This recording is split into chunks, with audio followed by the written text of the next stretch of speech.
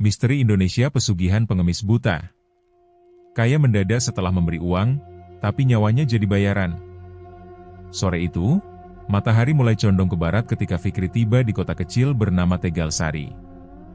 Jalanan di kota itu tampak biasa saja, tapi suasananya aneh. Udara terasa lebih dingin dari biasanya, dan setiap kali Fikri menatap wajah orang-orang yang lewat, mereka selalu tampak terburu-buru, seolah tidak mau berlama-lama di luar rumah. Fikri datang bukan tanpa alasan. Sudah beberapa hari ini, media sosial dipenuhi video dan cerita aneh tentang seorang pengemis buta di depan bangunan tua bekas kantor bank. Katanya, siapapun yang memberi uang padanya akan mendapat keberuntungan besar, tapi semua orang yang pernah melakukannya akan mati mengenaskan di hari ke-40.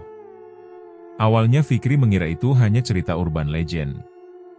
Tapi setelah 3 orang meninggal dengan cara yang sama, mata mereka hilang, dan di tangannya tergenggam uang lusuh bergambar wajah pengemis, Fikri memutuskan datang langsung untuk memastikan. Ia menumpang ojek sampai perempatan kota.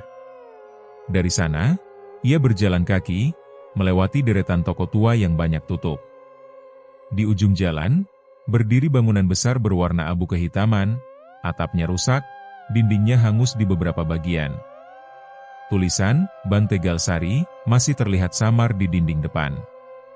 Bangunan itu sudah terbakar bertahun-tahun lalu, dan tak pernah dibuka lagi.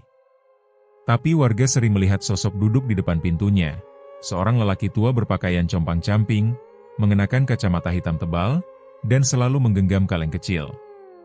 Ia tak pernah bicara, hanya menunduk, dan jika seseorang mendekat untuk memberi uang, kalengnya akan bergetar pelan. Fikri berdiri di seberang jalan, menatap bangunan itu. Tak ada siapapun di sana. Tapi udara di sekeliling terasa ganjil, lebih dingin, lebih berat. Dari warung kecil di dekat situ, seorang pria tua sedang menyalakan lampu. Fikri mendekat dan memesan segelas kopi. "Pak, saya mau tanya. Di depan sana, katanya ada pengemis buta yang sering duduk. Masih ada, ya?" Pria itu menatapnya lama sebelum menjawab, "Kau bukan orang sini, ya?" Fikri mengangguk. "Saya wartawan. Saya dengar kabarnya dari berita. Banyak yang bilang setelah ngasih uang ke dia, hidupnya jadi makmur." Pria itu menghela napas pelan. "Makmur memang, nak. Tapi cuma sebentar. Setelah itu, matanya diambil. Katanya buat bayar hutang ke dunia sebelah." Fikri mengerutkan kening. "Maksudnya gimana?" "Kalau mau tahu, datang saja malam nanti. Tapi ingat, jangan kasih uang, berapapun dia minta. Sekali masuk perjanjiannya, gak ada jalan keluar." Fikri hanya tersenyum tipis, mengira itu sekadar cerita menakut-nakuti. Tapi dari cara bicara pria itu, ia bisa merasakan ketulusan. Malam pun tiba. Udara semakin dingin. Fikri kembali ke depan bangunan bantua itu. Jalanan mulai sepi. Lampu jalan berkedip lemah, menambah kesan mencekam. Ia menatap ke arah bangunan itu lagi. Kali ini, di depan pintu yang gelap, tampak sosok duduk bersila. Bajunya lusuh, kepalanya tertunduk. Di tangannya, kaleng logam kecil bergoyang pelan, menimbulkan suara gemerincing halus. Fikri mengatur napas, lalu melangkah mendekat. Langkahnya bergema pelan di trotoar. Saat jarak tinggal beberapa meter, sosok itu mendongak perlahan. Wajahnya penuh luka lama, matanya tertutup kain hitam, bibirnya pucat. Namun yang paling membuat bulu kuduk Fikri berdiri adalah aroma besi dan asap yang tiba-tiba memenuhi udara. "Selamat malam, Pak," sapa Fikri pelan. Tak ada jawaban. Hanya suara koin di kaleng yang bergerak sendiri, seperti ada sesuatu di dalamnya yang bernafas. Fikri menelan ludah. "Saya hanya mau bertanya, apakah benar setelah memberi uang ke Bapak, orang bisa kaya mendadak?" Sosok itu diam, tapi perlahan kepalanya bergerak, seolah mendengarkan. Lalu terdengar suara lirih, berat, dan dalam, suara yang seperti keluar dari 2 arah sekaligus. "Beri aku sedikit, dunia akan beri padamu berlipat-lipat." Suara itu membuat jantung Fikri berdegup cepat. Ia mundur setapak. Sosok itu mengulurkan tangannya, membuka telapak yang hitam legam dan penuh bekas luka bakar. 1 koin saja dan kau akan lihat keajaibanmu sendiri. Fikri menatap tangannya sendiri. Ia memegang dompet, tapi ingatan tentang nasihat pria di warung tadi muncul di kepala. Jangan kasih uang, berapapun dia minta. Ia menggeleng. Maaf, Pak. Saya cuma ingin tahu ceritanya, bukan ikut memberi. Sosok itu mendadak terdiam. Kaleng di tangannya berhenti bergetar.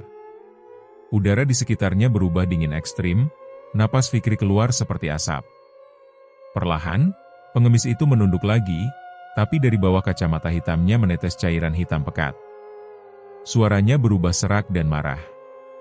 Kau menolak pemberian, tapi dunia sudah menandaimu. Seketika angin bertiup kencang. Fikri menutup wajahnya.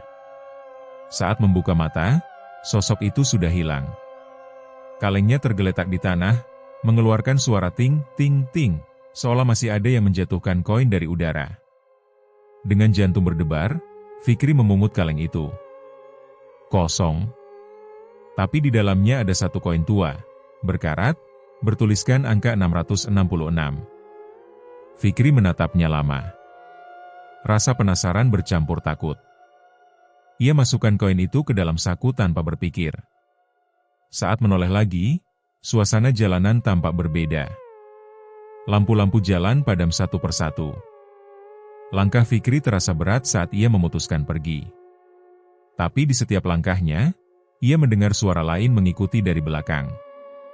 Suara koin jatuh, berulang-ulang. Sampai di penginapan, Fikri tak bisa tidur.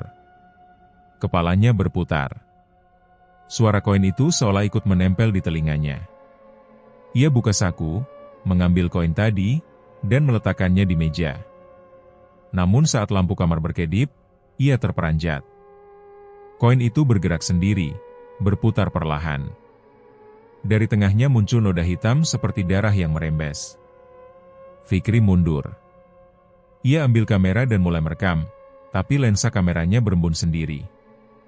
Dalam layar, koin itu tampak mengeluarkan bayangan bentuknya seperti wajah pengemis buta tadi. Sedikit untukmu, banyak untuk dunia. Suara itu muncul lagi, kali ini dari dalam kamar. Fikri menoleh cepat, tapi tak ada siapapun. Ia berusaha menenangkan diri. Ini pasti sugesti, gumamnya. Namun malam itu, ia tak tidur. Suara koin jatuh terus terdengar dari bawah tempat tidurnya. Dan setiap kali ia memeriksa, tak ada apapun, kecuali koin tua itu, yang entah bagaimana selalu kembali ke posisi semula. Pagi datang dengan udara yang masih berat. Fikri memutuskan pergi mencari informasi tambahan. Ia kembali ke warung kemarin, tapi warung itu tutup. Pintu kayunya tergembok. Di dindingnya, menempel koran lama dengan judul besar. Ban Tegal Sari terbakar, penjaga brankas tewas terjebak api. Di bawahnya ada foto seorang pria muda, mengenakan seragam satpam, dengan tatapan tegas. Tapi ada satu hal yang membuat darah Fikri berdesir. Wajah itu sama persis dengan pengemis buta yang ia temui semalam.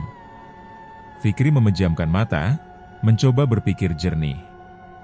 Tapi saat membuka kembali, di bawah koran itu sudah ada jejak noda hitam berbentuk tangan. Dan di atas meja kayu depan warung, tergeletak koin berkarat bertuliskan angka 666. Ia mulai sadar, ini bukan sekadar legenda. Ia telah masuk ke dalam sesuatu yang nyata, sesuatu yang sudah menandainya. Dan mungkin, seperti kata pengemis itu, dunia memang sudah menagihnya. Pagi itu langit mendung. Fikri berdiri di depan warung yang kemarin ia datangi, menatap papan gembok yang menggantung di pintu. Tak ada tanda-tanda orang di dalam. Seolah warung itu memang sudah lama tidak buka. Padahal baru semalam ia duduk di sana, ngobrol dengan pemiliknya sambil minum kopi. Ia menunduk, melihat koin berkarat bertuliskan angka 666 di atas meja kayu. Koin yang sama seperti yang ia bawa semalam. Tapi ia ingat jelas, koinnya sekarang ada di dalam saku celana. Ia merogoh saku cepat-cepat. Dan benar, koin itu juga ada di sana. Sekarang jumlahnya 2. Fikri terdiam. Dadanya berdebar. Ia menatap sekitar. Tak ada siapapun di jalan. Toko-toko masih tutup, udara dingin seolah menusuk sampai ke tulang. Ia masukkan koin itu kembali ke saku dan bergegas menuju rumah kos tempat ia menginap. Sesampainya di sana, Fikri membuka laptop. Ia mulai mencari berita lama tentang kebakaran di Bank Tegalsari. Artikel-artikel lawas menyebutkan hal yang sama. Api diduga berasal dari ruang brankas, dan seorang penjaga ban bernama Sumardi tewas terjebak di dalam. Fikri memperhatikan foto korban. Ya, wajahnya sama. Tatapan kosong, hidungnya bengkok sedikit, dan bibirnya pucat seperti luka bakar. Ia yakin, itulah sosok pengemis buta yang ia temui semalam. Menurut berita, kebakaran itu terjadi 15 tahun lalu. Setelah kejadian, gedung ban tidak pernah direnovasi lagi. Sejak itu, muncul rumor warga sering melihat sosok pria buta duduk di depannya, menggenggam kaleng logam sambil berbisik meminta uang. Fikri menuliskan semua di buku catatannya. Tapi ada hal yang masih mengganjal. Kenapa setiap korban meninggal setelah 40 hari? Dan kenapa mata mereka hilang? Pikirannya terus berputar. Ia memutuskan mencari seseorang yang bisa menjawab, keluarga korban. Siang itu, ia pergi ke kelurahan untuk mencari arsip alamat keluarga almarhum Sumardi. Petugas loket menatapnya curiga, tapi setelah Fikri memperlihatkan identitas wartawan dan surat izin liputan, petugas itu memberi alamat, Desa Pujiharjo, sekitar 2 km dari kota. Fikri naik motor sewaan menuju desa itu. Jalan menuju ke sana sepi, hanya lewat beberapa rumah kayu tua.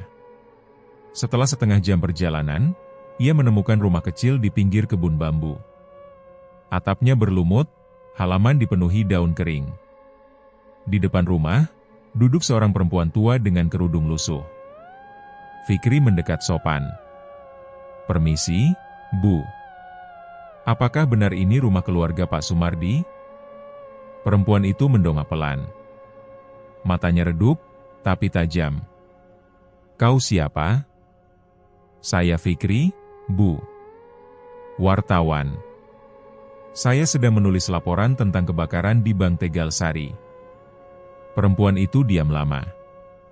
Ia menatap Fikri seperti menilai, lalu berkata lirih, "Sudah lama tak ada orang tanya soal itu." Ia berdiri perlahan, memberi isyarat masuk. Di dalam rumah sederhana itu, Fikri duduk di kursi kayu reot. Dindingnya dipenuhi foto lama. Salah satunya foto pria berseragam satpam dengan senyum lebar. "Itu anak saya," ujar perempuan itu pelan. "Sumardi. Orang baik. Tak pernah ambil hak orang. Tapi orang-orang jahat bakar dia di dalam." Fikri mendengarkan dengan saksama. "Jadi bukan kecelakaan, Bu?" Perempuan itu menggeleng.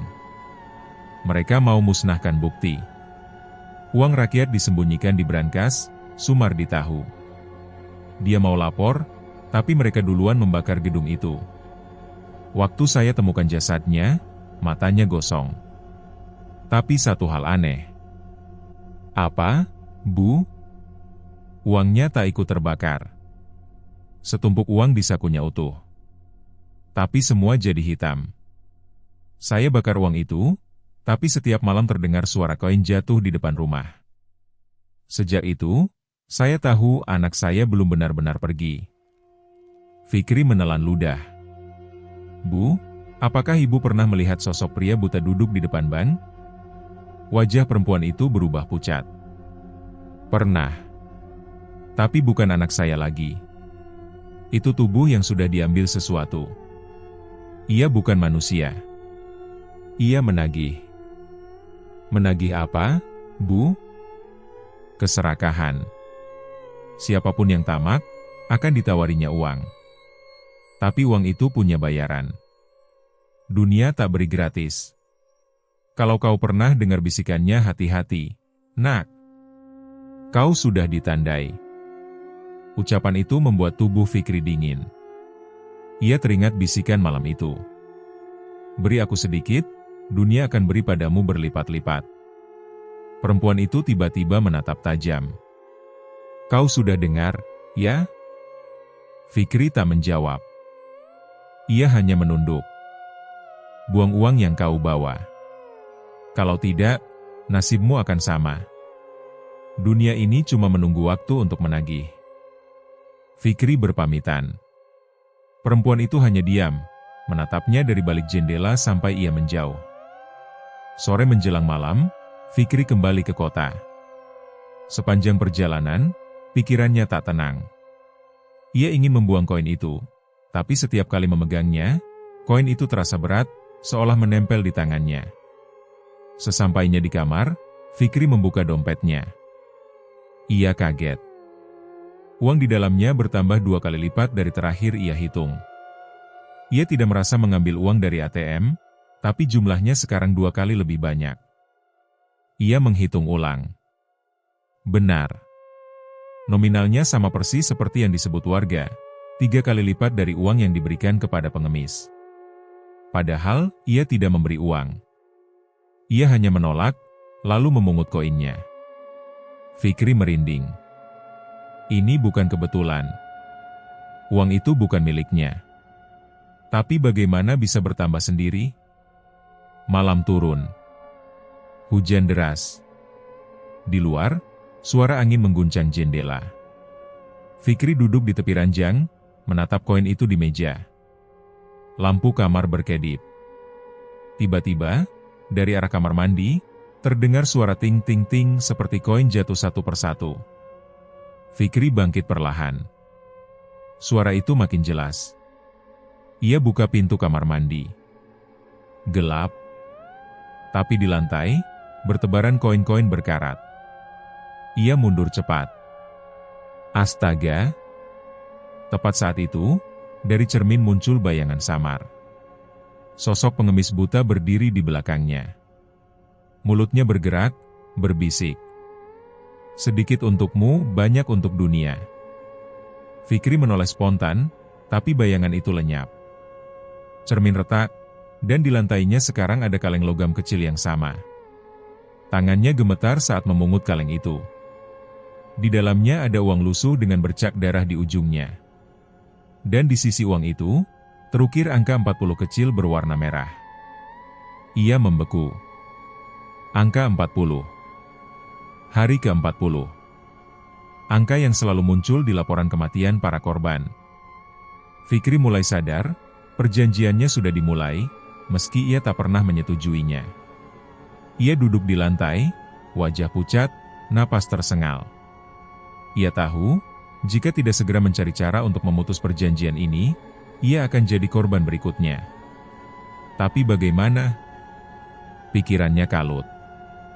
Ia mencoba menghubungi ustaz yang pernah diwawancarai di video lama tentang kasus ini. Nomornya masih tersimpan di data kantor. Ia menekan panggilan. Suara di seberang terdengar parau. Assalamualaikum, saya Fikri, wartawan yang meliput. Suara di ujung telepon memotong cepat. Kalau kau sudah lihat pengemis itu, segera cari tanah asalnya. Kembalikan uang yang kau bawa, sebelum mata yang salah jadi bayarannya. Fikri tak sempat menjawab. Sambungan terputus sendiri. Ia menatap ponsel yang tiba-tiba mati, meski baterainya penuh. Di luar, suara petir menggema. Lampu kamar padam seketika. Dalam gelap, hanya satu suara yang terdengar. Koin berjatuhan tanpa henti, dari arah ranjang. Fikri memejamkan mata, menahan napas. Saat ia buka mata kembali, ranjangnya sudah penuh uang lusuh berserakan. Uang yang sama, dengan bercak darah di setiap ujungnya.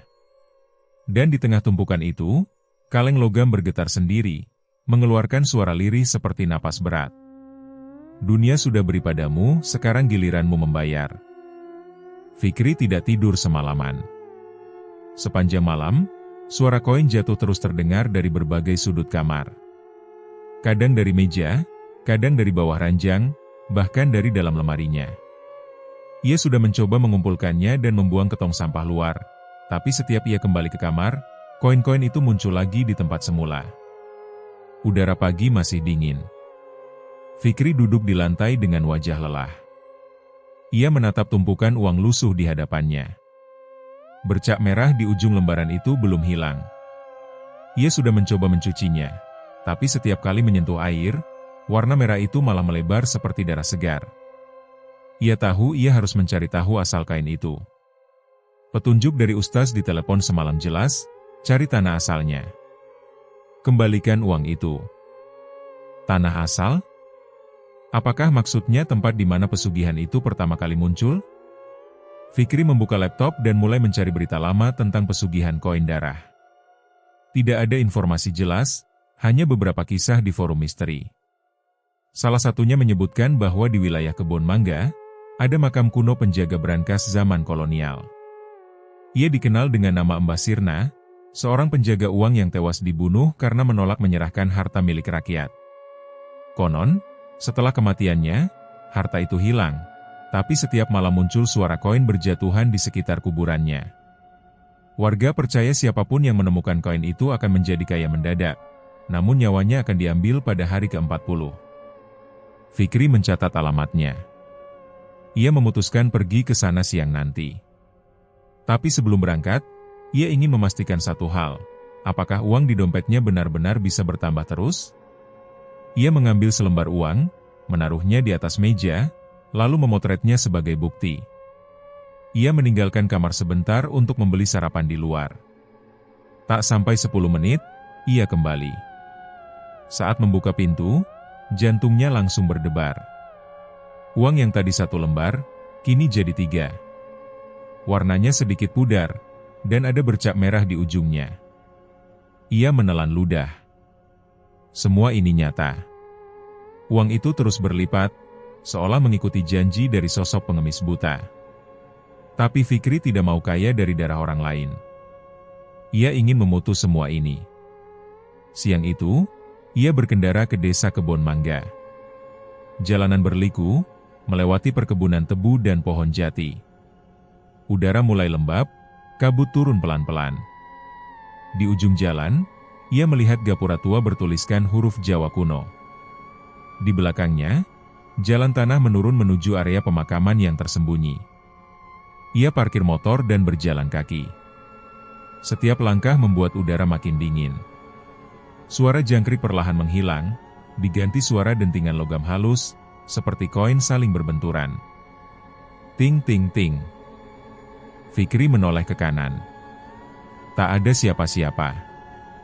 Tapi di tanah, ia melihat koin berkarat tergeletak. Ia ambil 1. Di permukaannya tertulis angka 40. Ia terus berjalan sampai tiba di depan sebuah makam batu besar. Nisan hitamnya berlumut, dan di atasnya terukir nama samar, Mbah Sirna, penjaga uang rakyat. Di depan makam itu, ada sebuah lubang kecil di tanah, seolah pernah digali lalu ditutup lagi. Fikri berlutut, menggenggam koin yang ia bawa dari kamar, lalu berbisik pelan. Kalau ini milikmu, aku kembalikan. Aku tidak mau apa-apa. Aku hanya ingin bebas. Angin berhembus kencang. Daun-daun kering berputar di sekelilingnya. Fikri menggali tanah sedikit, lalu menaruh semua koin ke dalam lubang itu, menutupnya perlahan. Tapi saat tanah menutupi koin terakhir, terdengar suara dari belakang. Lembut, tapi jelas. Uang yang sudah diambil, tak bisa dikembalikan begitu saja. Fikri menoleh cepat. Di balik pepohonan, berdiri sosok pengemis buta yang sama. Wajahnya kini lebih pucat, matanya berlubang hitam menganga, dan darah menetes dari bibirnya. Kau sudah menikmati, dunia sudah memberi. Sekarang waktunya menebus. Fikri mundur ketakutan. Aku nggak minta apa-apa. Aku nggak ambil uangmu. Sosok itu tertawa pelan. Kau menolak memberi, tapi kau menerima. Itulah awal perjanjian. Langit mendung tiba-tiba berubah gelap. Petir menyambar di kejauhan. Dari tanah sekitar makam, bermunculan tangan-tangan hitam yang menggenggam kain. Suaranya nyaring, seperti logam jatuh serentak. Fikri terjatuh, berusaha bangkit, tapi salah satu tangan mencengkeram pergelangan kakinya. Ia berteriak, menendang, lalu berlari sekuat tenaga meninggalkan area itu. Suara tawa pengemis buta terus menggema di belakangnya. Tak bisa lari dari uang darah. Setelah berhasil keluar dari pemakaman, Fikri berhenti di pinggir jalan, napas tersengal, tubuh basah oleh keringat. Ia memegang saku celana, berharap koinnya sudah hilang. Tapi saat diraba, koin itu masih ada. Bahkan jumlahnya lebih banyak. Gila, gumamnya pelan. Ia menyadari sesuatu. Makin lama ia menolak, makin banyak koin yang muncul. Sore itu, Fikri kembali ke kota dengan kepala penuh ketakutan. Ia tidak bisa pergi ke polisi. Siapa yang mau percaya cerita seperti ini? Ia juga tak bisa ke ustaz yang menasihatinya karena nomor teleponnya kini tidak aktif. Malam harinya, Fikri memutuskan mengunjungi rumah perempuan tua, Ibu Sumardi. Ia pikir, mungkin hanya beliau yang tahu cara mengakhiri ini. Rumah itu masih sama. Sunyi. Ketika Fikri mengetuk pintu, tak ada jawaban. Ia mencoba sekali lagi, tapi yang terdengar hanya suara rantai berayun pelan. Ia menoleh ke jendela. Di dalam, samar terlihat sosok perempuan tua duduk di kursi goyang, tapi kepalanya menunduk, tidak bergerak sama sekali. Fikri masuk perlahan. "Bu, ini saya, Fikri. Saya butuh bantuan." Tak ada sahutan. Ia mendekat, dan begitu melihat wajahnya, darah Fikri langsung dingin. Perempuan itu sudah meninggal. Matanya hilang, dan di tangannya menggenggam koin berkarat. Di meja dekat kursi, ada secari kertas bertuliskan tinta merah. Mata yang tak melihat akan diganti oleh mata yang memandang. Fikri mundur, terisak kecil. Ia tahu ia datang terlambat. Kini tak ada lagi yang bisa membantunya. Ia keluar rumah dengan langkah gontai, tapi begitu sampai di halaman, ia mendengar suara langkah dari arah belakang. Ia menoleh. Sosok pengemis buta berdiri di tengah jalan, memegang kaleng logamnya. Kau lihat, setiap orang yang mencoba melawan kehilangan mata.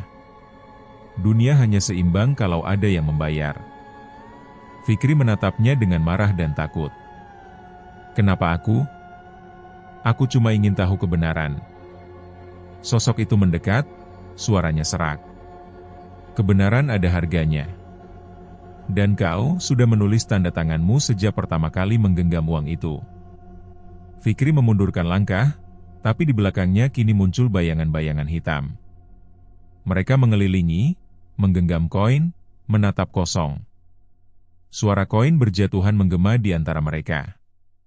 Fikri berlari sekuat tenaga, keluar dari halaman, masuk ke gang sempit, menabrak beberapa ember dan kotak kayu. Suara langkah-langkah itu terus mengejar. Ia sempat menoleh, dan melihat wajah-wajah tanpa mata mengikuti di belakangnya. Ia berlari sampai ke jalan raya, naik ojek yang lewat tanpa sempat menjelaskan apa-apa. Sepanjang perjalanan, ia menggigil. Tangannya menggenggam erat saku celana. Tapi entah kenapa, saku itu terasa berat sekali, seperti dipenuhi koin. Fikri sadar, selama koin itu masih bersamanya, perjanjian belum berakhir.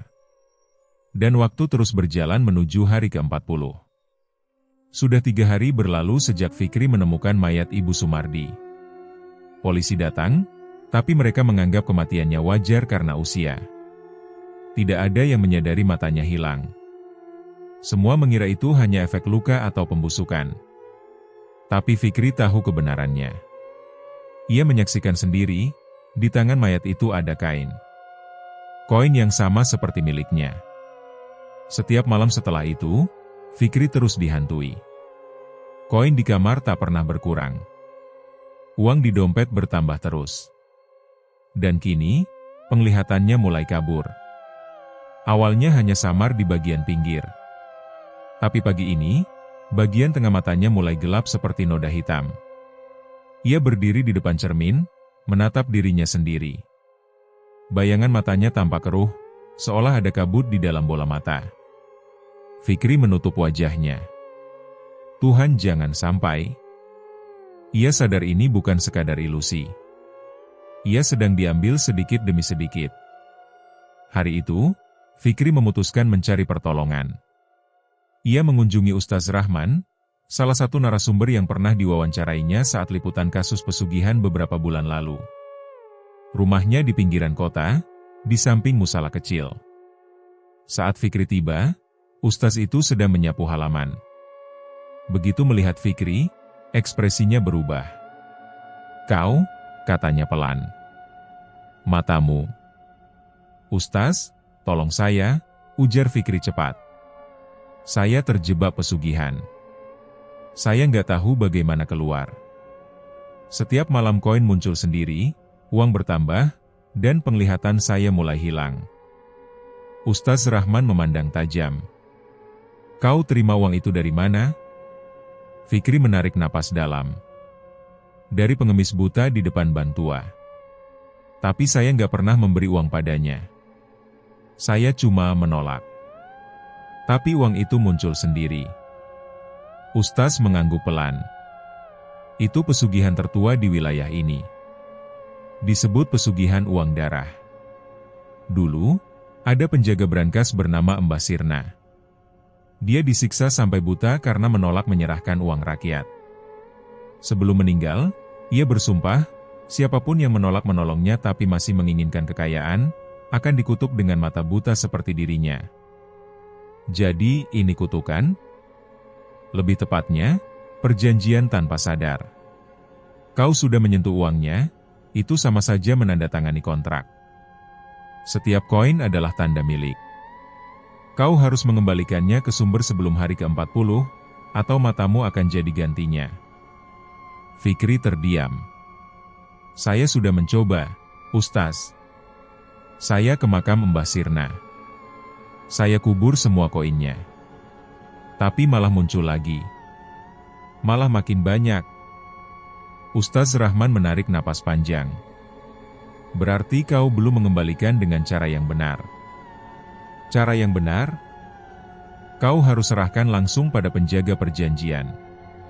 Tapi hati-hati, kalau kau gagal, kau tak hanya kehilangan mata. Kau bisa kehilangan jiwa." Fikri menggenggam tangannya kuat. "Saya akan lakukan. Tolong bantu saya." Ustaz itu masuk rumah, lalu kembali membawa botol kecil berisi air putih dan kain putih panjang.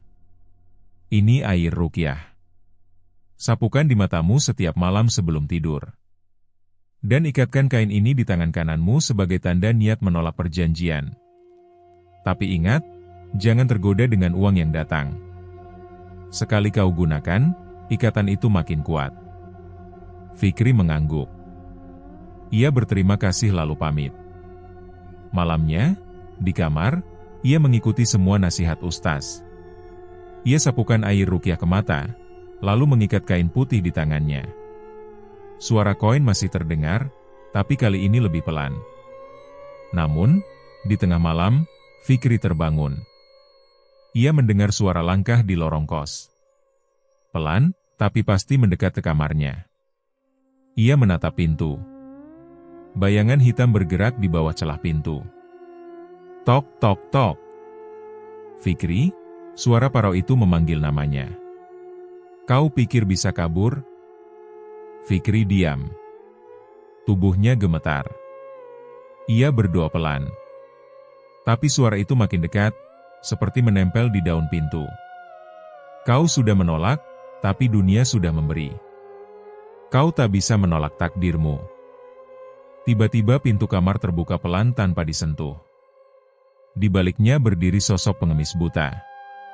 Wajahnya kini penuh darah, matanya benar-benar hilang, hanya lubang gelap. Di tangannya, kaleng logam bergetar, mengeluarkan suara koin berjatuhan. Fikri mundur ke pojok kamar. "Pergi. Aku nggak mau uangmu." Sosok itu berjalan masuk. "Kalau kau tak mau, berikan matamu. Dunia harus seimbang." Fikri menjerit, tapi sosok itu lenyap tiba-tiba. Di lantai, kaleng logam itu tertinggal. Koin-koinnya tumpah, menimbulkan suara bergema. Saat Fikri menatap lantai, matanya perih seperti terbakar. Pandangannya bergetar. Cahaya lampu mulai pudar di penglihatannya. Ia menutup mata sambil berdoa, lalu pingsan. Pagi harinya, ia terbangun dengan kepala berat. Pandangannya semakin buram.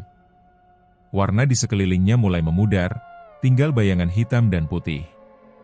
Ia mencoba membaca jam di dinding, tapi jarum jam tampak kabur. Ia tahu waktu semakin sedikit. Ia membuka catatannya, menghitung hari sejak pertama kali ia bertemu pengemis itu. Hari ini adalah hari ke-34. Tinggal 6 hari lagi. Ia harus menemukan cara memutus perjanjian. Satu-satunya petunjuk yang ia punya adalah makam Mbah Sirna dan perjanjian penjaga brankas. Fikri memutuskan kembali ke sana, kali ini di siang hari, dengan membawa air ruqyah dan kain putih dari ustaz. Di pemakaman kebun mangga, suasananya tetap mencekam. Angin berputar aneh di sekitar makam Mbah Sirna. Fikri berlutut lagi di depan nisan, lalu membuka kaleng logam yang kemarin ia temukan di kamarnya. Koin-koin di dalamnya bergetar sendiri. "Aku tahu ini bukan milikku," katanya pelan. "Aku kembalikan semua. Ambil lagi, dan lepaskan aku." Ia menaburkan air ruqyah di atas tanah, lalu menancapkan kain putih ke tanah sebagai tanda penyerahan. Tapi seketika, tanah di depan makam bergetar. Dari dalam tanah muncul suara seperti erangan. Tiba-tiba, tanah terbuka sedikit. Dari sana muncul tangan hitam menggenggam koin. Diikuti suara berat yang dalam. Yang memegang harus mengganti. Dunia tak bisa kosong. Fikri tertegun. Mengganti? Maksudnya siapa? Seseorang harus memegang koin itu. Jika tidak, kau akan dibawa. Fikri mundur. Ia paham. Ini bukan sekadar membuang, tapi mewariskan. Agar perjanjian lepas, seseorang harus menggantikan posisinya. Ia menolak. Tidak. Aku nggak akan menyerahkan ini ke orang lain. Suara itu menggema keras. Kalau begitu, kau yang akan buta. Angin kencang menerpa, debu berputar di sekelilingnya. Pandangan Fikri makin kabur. Ia menutup mata, berdoa keras. Tiba-tiba, dari kejauhan, terdengar azan. Suara itu menghentikan angin. Semua kembali diam. Fikri terkulai lemas. Ia sadar, suara azan tadi menyelamatkannya. Tapi waktunya tinggal sedikit. Kalau ia tak menemukan cara memutus perjanjian ini sebelum hari ke-40, matanya akan hilang selamanya. Ia pulang dengan langkah goyah, tapi tekadnya kini bulat. Ia akan mencari asal mula pesugihan ini, bukan hanya kisah Mbah Sirna, tapi siapa yang pertama menyebarkannya di masa kini. Malam itu, sebelum tidur, Fikri menulis di buku catatannya. Uang darah tidak bisa dikembalikan. Hanya bisa diwariskan. Tapi siapa yang tega menyerahkan nasib buruk ini ke orang lain? Ia menutup buku, menatap sisa penglihatannya yang makin gelap. Lalu berbisik lirih. Aku harus temukan caranya sebelum semuanya hilang. Fikri tidak bisa tidur malam itu. Bayangan wajah pengemis buta dengan senyum samar masih menghantui pikirannya.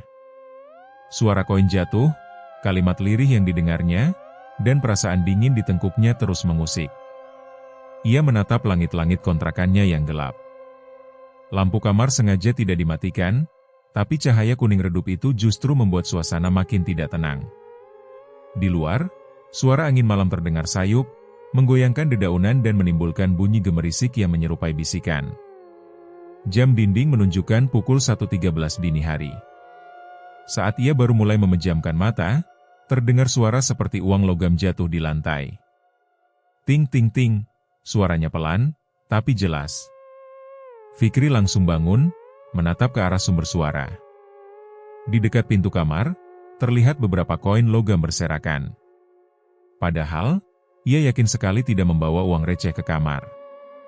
Dengan napas yang sedikit bergetar, Fikri mendekat perlahan. Tangannya gemetar ketika memungut salah satu koin itu. Dingin. Seperti baru saja dikeluarkan dari air es. Ia menatap koin itu. Ada bekas noda merah seperti karat. Tapi setelah diperhatikan lagi, noda itu terlihat seperti darah. Fikri menjatuhkan koin itu spontan. Jantungnya berdetak cepat. Ia melangkah mundur, matanya terus mengawasi lantai, takut ada sesuatu muncul. Lalu, dari bawah pintu, muncul bayangan kaki. Seperti seseorang berdiri di luar kamar. Fikri menahan napas. Bayangan itu tidak bergerak. Hanya diam. Tapi yang membuatnya makin takut, bayangan itu terlihat tanpa alas kaki, dan posisinya sedikit membungkuk, seperti postur seseorang yang sedang menunduk. Perlahan, bayangan itu menggeser diri ke samping, dan menghilang. Tak lama kemudian, suara ketukan 3 kali terdengar dari luar kamar. Tok tok tok. Fikri tak berani menjawab. Ia hanya berdiri kaku. Tapi beberapa detik setelahnya, terdengar suara lirih dari balik pintu. Sedikit untukmu, banyak untuk dunia. Suara itu serak, pelan, dan jelas berasal dari sosok yang tidak asing. Fikri menelan ludah, suaranya tercekat. Ia berlari ke kasur, menutup diri dengan selimut, dan menutup telinga rapat-rapat. Tapi suara itu tetap terdengar di kepalanya. Semakin lama, semakin dekat. Sudah kubilang, jangan kau kembalikan uangku. Fikri menggigil. Kalimat itu menusuk. Apakah semua ini karena ia menolak dan mengembalikan uang pengemis buta kemarin? Pagi harinya, Fikri bangun dengan wajah pucat. Lingkaran hitam di matanya semakin jelas. Ia memutuskan untuk pergi ke pasar lama, tempat pertama kali bertemu pengemis buta itu. Ia ingin memastikan apakah sosok itu masih ada. Namun, saat tiba di sana, pasar terlihat biasa saja. Beberapa pedagang sibuk menata barang dagangan, aroma sayur, ikan, dan rempah bercampur di udara. Tapi pengemis buta itu tidak terlihat dimanapun. Fikri mencoba bertanya ke pedagang di warung kopi. Pak, di sini pernah lihat pengemis buta duduk di dekat pertigaan? Yang bawa kaleng tua? Pedagang itu menatap Fikri lama, lalu menghela napas. Anak muda, sudah lama gak ada pengemis di sini. Kalau maksudmu yang buta, mungkin kamu salah lihat.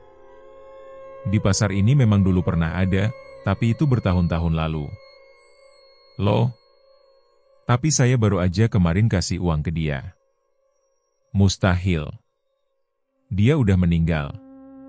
Tertabrak waktu mau nyeberang jalan. Orang bilang mayatnya ditemukan masih pegang kaleng tua. Fikri membeku. Tubuhnya gemetar.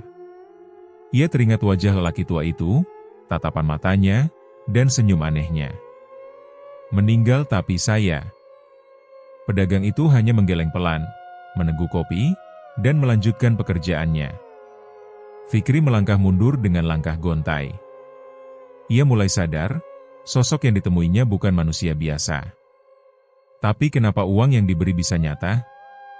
Kenapa uang itu bisa menjadi banyak di kantongnya? Sore itu, Fikri memutuskan menemui Pak Yanto, seorang tetua kampung yang dikenal paham hal mistis.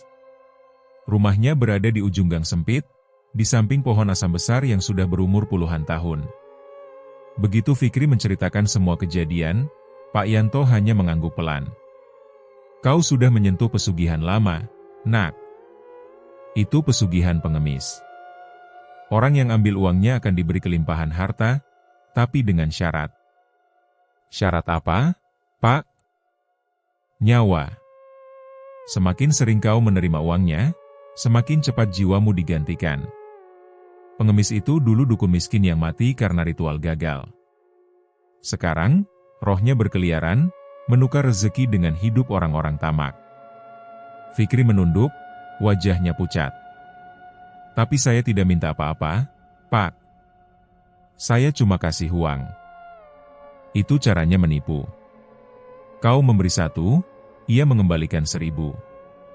Tapi kalau kau menolak, ia akan menganggapmu menghina pemberiannya. Kau sudah menarik perhatiannya, nak. Sekarang dia akan terus datang sampai kau menerima. Suasana jadi tegang. Pak Yanto berdiri, mengambil kendi air dan bunga kenanga dari meja. Ia menyiapkan semangkuk air putih. Ini air doa. Kau harus mandi dengan air ini tengah malam nanti, tepat pukul 12. Jangan lihat ke cermin, jangan bicara dengan siapapun. Kalau mendengar suara minta tolong, abaikan. Itu dia yang datang menagih. Fikri menerima air itu dengan tangan gemetar. Kalau saya gagal, Pak, kau tidak akan bangun lagi esok pagi. Fikri menatap air itu. Dalam hatinya, ia hanya ingin semua ini berakhir. Ia tak peduli lagi soal uang, soal rezeki, atau apapun. Ia hanya ingin tenang. Malamnya, ia menyiapkan baskom besar di kamar mandi, menuang air doa, dan menunggu waktu menunjuk pukul 12. Jam di dinding berdetak pelan, tapi terdengar nyaring di tengah kesunyian. Saat jarum panjang dan pendek bertemu di angka 12, Fikri menarik napas panjang. Ia menunduk, lalu mulai menyiramkan air itu ke kepala. Dingin menusuk, tapi terasa menenangkan. Ia mencoba fokus. Tidak boleh bicara, tidak boleh menoleh. Namun, baru siraman ketiga, terdengar suara lirih dari belakangnya. Tolong aku kedinginan. Fikri menahan diri. Ia ingat pesan Pak Yanto. Jangan menoleh. Tapi suara itu makin jelas. Fikri, aku haus. Kali ini suaranya seperti suara ibunya. Lembut, penuh kasih. Fikri memejamkan mata rapat-rapat. Ia tahu itu bukan ibunya. Tapi perasaan takut dan iba bercampur jadi satu. Air terakhir ia siramkan ke kepala. Tapi tiba-tiba, cermin di depan wastafel bergetar, menimbulkan retakan halus. Dari retakan itu, keluar tangan kurus penuh darah, mencoba menembus permukaan cermin. Fikri menjerit, terpeleset ke belakang, menjatuhkan baskom. Air tumpah ke lantai, dan suara bisikan itu berubah menjadi tawa keras. Sekarang giliranmu, Fikri, kau sudah memanggilku. Seketika lampu kamar mandi padam. Fikri menggigil, tak bisa bergerak. Dalam gelap, terasa ada yang menyentuh bahunya, dingin, lembab, dan berbau tanah basah. Ia berusaha meronta, tapi tubuhnya seperti lumpuh.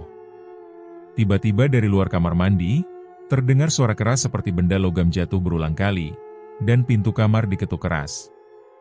Fikri. Buka pintunya. Fikri. Suara itu milik tetangganya. Fikri mencoba bersuara, tapi tenggorokannya kering. Ia hanya bisa memandangi cermin yang kini memantulkan wajahnya sendiri dengan mata putih kosong dan senyum lebar seperti pengemis buta itu. Fikri terbangun dengan napas tersengal. Keringat dingin membasahi seluruh tubuhnya. Cahaya pagi menembus tirai jendela kamar yang sedikit terbuka. Ia menatap sekeliling dengan tatapan bingung. Semua terlihat seperti biasa. Tidak ada cermin retak, tidak ada tangan berdarah, dan tidak ada suara bisikan. Namun, ada satu hal yang membuatnya terkejut. Di samping tempat tidur berserakan uang logam dan lembaran uang lusuh. Ia tahu itu bukan miliknya. Jantungnya langsung berdegup kencang. Ia mundur perlahan, takut menyentuhnya. Tapi semakin ia menjauh, uang itu bergerak sendiri, seperti ditarik oleh sesuatu yang tak kasat mata, membentuk pola melingkar di lantai. Fikri gemetar. Ia ingat pesan Pak Yanto. Jika ritual gagal, maka pengemis itu akan menuntut balasan. Ia segera meraih ponselnya, menelpon Pak Yanto. Tapi sinyal hilang. Layar ponsel bergetar, dan tiba-tiba muncul pesan aneh tanpa pengirim. Sudah kubilang, jangan kembalikan uangku. Pesan itu muncul berulang kali sampai layar ponsel gelap total.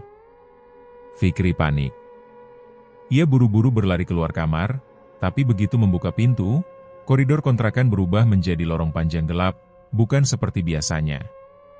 Dindingnya berlumut, lantainya penuh lumpur, dan udara di dalam terasa pengap dan lembab. Ini bukan kontrakan, gumamnya pelan. Ia mencoba mundur, tapi pintu kamar di belakangnya hilang. Hanya dinding hitam. Satu-satunya jalan hanya ke depan. Dengan langkah hati-hati, ia berjalan menyusuri lorong itu. Setiap langkah terasa berat, seperti ada yang menarik dari bawah. Di ujung lorong, terlihat cahaya redup. Fikri mendekat. Semakin dekat, cahaya itu berubah menjadi nyala lilin kecil di tengah pasar tua. Semua sepi. Gerobak kosong, lapak berantakan, dan di tengah pasar itu duduk seseorang dengan punggung membungkuk. Fikri mengenali sosok itu. Pengemis buta. Tubuhnya kurus, kulitnya pucat seperti lilin, dan kaleng tuanya diletakkan di depannya. Fikri menahan napas, tapi suaranya keluar tanpa sadar. "Kenapa kau lakukan ini padaku?" Sosok itu diam sejenak, lalu perlahan menoleh. Matanya tetap kosong, bola matanya putih seluruhnya. Tapi dari bibirnya keluar senyum tipis. "Kau memberi, aku membalas. Aku tidak mau uangmu. Tapi kau sudah menyentuhnya. Sekali menyentuh, berarti menerima. Sekali menerima, berarti berjanji."